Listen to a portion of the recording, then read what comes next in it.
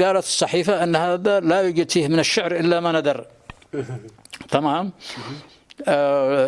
فرحت لأنه عملي قدس البيروت وحلق إلى هناك سواء له أو عليه.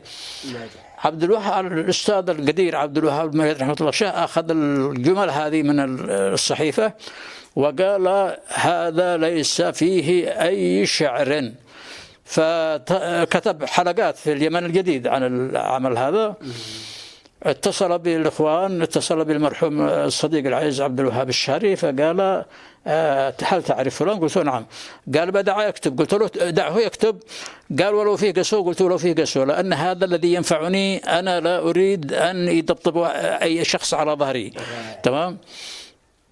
التقيت بالأستاذ عبد الوهاب المؤيد في لقاء يتيم ومعي الأستاذ المرحوم إسماعيل الوريث رحمة الله طاشة، فعرف بنا بين إسماعيل. فقلت لعبد الوهاب المؤيد أرجو أن تستمر. قال كم تدفع؟ قلت له إذا كانت الحكاية حكاية دفع فعليك تحدد المبلغ وأنا جاهز. عرف ضحكنا واعتبرنا أن الموضوع منسي. كررها الأستاذ عبد الوهاب المؤيد عندما كنت أصدر في كل أسبوع أو كل يومين ثلاثة قصيدة في الثورة. قال هذا إسهال. قال له أحدهم هل هو في من الشعر؟ قال ما الشعر لا غبار عليه. قال إذن ما يضره حتى ولو كان إسهال فيه شعر. فاتصلت بالأستاذ عبد الوهاب قلت له اسمع، أنا ما عندي لا في بطني لا يبوسة ولا رخو، فهذا شيء تمام، اختر ما تريد. ضحكنا معا. رحم الله عبد الوهاب المؤيد، كان مثقفا جديرا بالاحترام. نعم. هل غير رأيه بعد ذلك بقصائده؟ لا هو قال سألوه هل هو في شعر؟ قال ما الشعر لا غبار عليه. معناته هذا أن رأيه تغير كثيرا. نعم. لمن كنت تقرأ في بداية أعمالك وحتى الآن من الشعراء الذين تشعر أنهم أقرب إليك؟ شوف، أنا على علاقة متينة بالشعر الجاهلي في البدايات. تمام.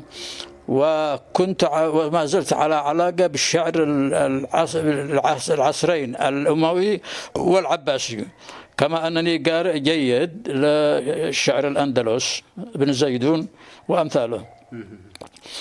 كنت أقرأ، كانت قبل الثورة أو بعد الثورة بقليل، أنه ما كانتش المراجع متوفرة ودواوين الكبار غير متوفرة إلا ديوان شوقي والبارودي وعلي الجارم، وبدأت تصلنا ديوان محمود حسن إسماعيل وإبراهيم ناجي من مصر، ثم جاءتنا من شوقي، ثم جاءتنا الدواوين بدوي الجبل وبدر شاكر الشياب ومحمد مهدي الجواهري من العراق. عرفت؟ فكنت أنا قارئ، لكن كنت أزعم أن دائقتي في هذا الجانب طيبة، أستطيع أميز بين الغث والسمين، بين ما هو شعر وبين ما هو نظم. كما تعرفون على أن الشعر شيء والنظم شيء. النظم هو رصف كلام وقافية وبيت جنب بيت، لكن الشعر صورة ودلالات وهواجس داخل النص وصور داخل النص. فكان بدأت أركز على الجانب الشعري الموزون، لا الشعري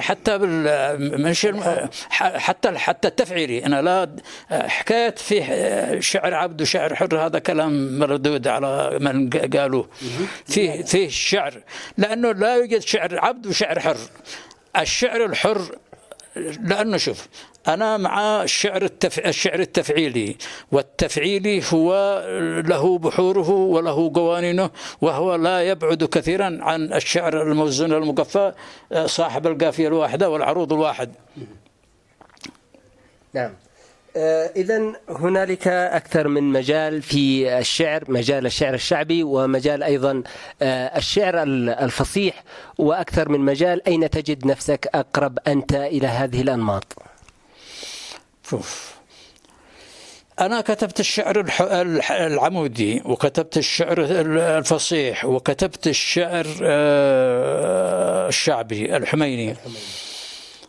وجدت من فضل الله سبحانه على أني أحسنت عملا في 3